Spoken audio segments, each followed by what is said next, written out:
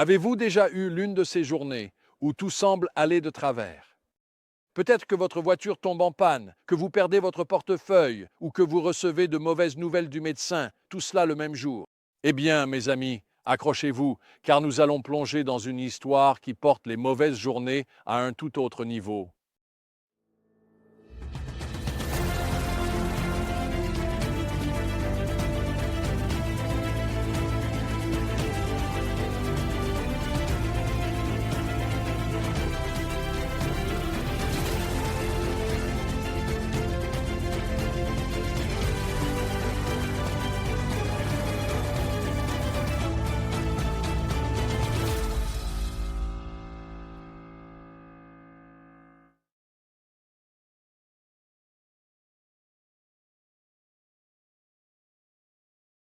Bienvenue dans le livre de Job, chapitres 1 et 2. C'est ici que nous rencontrons un homme dont la foi va être soumise à l'épreuve ultime. Et laissez-moi vous dire que ce n'est pas pour les âmes sensibles. Dès le début, on est présenté au personnage principal. Il y avait un homme dans le pays d'Uz qui s'appelait Job, et cet homme était intègre et droit. Il craignait Dieu et se détournait du mal. Ce n'est pas simplement une introduction polie. Cela pose le décor pour l'immense drame qui va très bientôt se dérouler. Voyez, Job n'était pas juste un homme bien. C'était l'homme bien par excellence, riche, respecté et profondément dévoué à Dieu. Il allait même plus loin, offrant des sacrifices pour ses enfants au cas où ils auraient péché dans leur cœur. On peut parler d'un parent super-héros, mais c'est là que les choses deviennent intéressantes. La scène change et soudain, nous avons un aperçu des coulisses du royaume spirituel. C'est comme si Dieu tenait une réunion céleste avec son équipe et qui se présente? Satan en personne.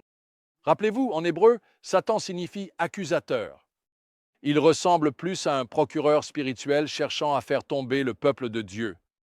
Dieu se vante de Job. Satan n'y croit pas une seconde. Est-ce gratuitement que Job craint Dieu? Lance-t-il dans Job 1, 9. En gros, il dit « Bien sûr que Job t'aime, Dieu. Tu l'as comblé de bénédictions. Mais enlève-lui tous ses avantages et tu verras à quelle vitesse il se détournera de toi. » C'est une question qui touche au cœur même de notre foi. Aimons-nous Dieu pour ce qu'il est ou simplement pour ce qu'il nous donne? Sommes-nous des croyants dépendants du confort ou notre foi tiendra-t-elle bon quand les tempêtes de la vie s'abattront sur nous? Dieu permet à Satan de mettre Job à l'épreuve, mais à une condition. Il ne peut pas porter atteinte à sa personne physiquement. Là, la bataille éclate. En une série de tragédies successives, Job perd tout. Son bétail, ses serviteurs, et plus déchirant encore, ses 10 enfants. C'est une perte terrible. C'est un coup dévastateur qui briserait la plupart des gens. Mais la réaction de Job est tout simplement extraordinaire. Dans Job 1, 20, 21, nous lisons « Alors Job se leva, déchira son manteau, se rasa la tête, puis, se jetant à terre, il se prosterna et dit « Nu je suis sorti du ventre de ma mère, et nu j'y retournerai. L'Éternel a donné, et l'Éternel a repris. Que le nom de l'Éternel soit béni. » Wow! Juste wow! Face à une perte inimaginable, Job fait le choix courageux d'adorer. Il reconnaît que tout ce qu'il possédait était, à l'origine, un don de Dieu. C'est un niveau de foi qui est à la fois inspirant et exigeant. Mais Satan n'en a pas fini. Il revient pour un second round, affirmant que Job tient bon uniquement parce que sa santé est préservée.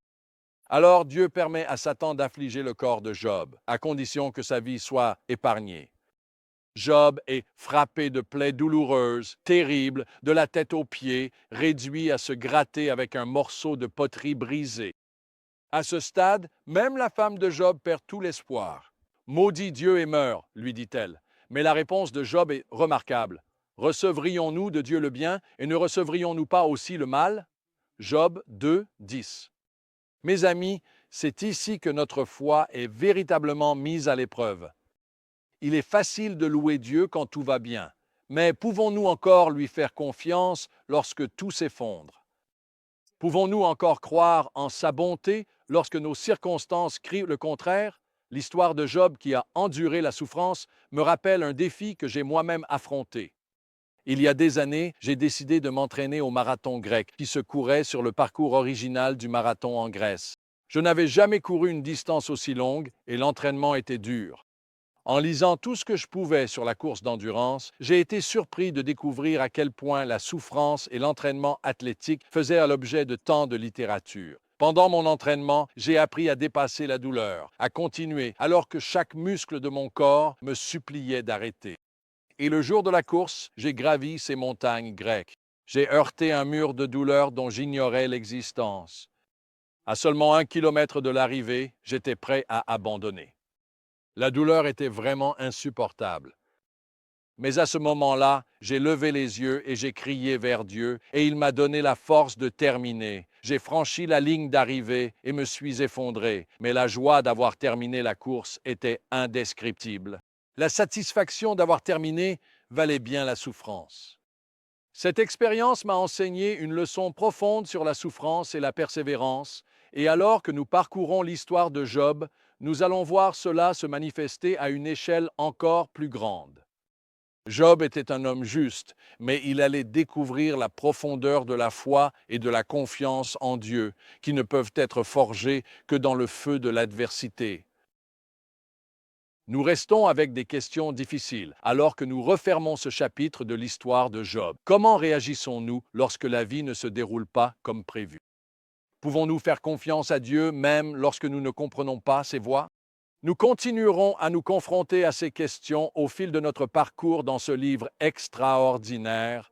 Gardez votre cœur et votre esprit ouverts pendant que nous plongeons profondément dans l'histoire de Job, car dans ses souffrances, ses interrogations et dans sa foi inébranlable, vous pourriez bien y trouver la force pour affronter vos épreuves. Rappelez-vous, la victoire ne revient pas toujours aux plus rapides, mais à ceux qui continuent de courir. Gardez les yeux fixés sur l'auteur et le consommateur de votre foi et ne cessez jamais de courir.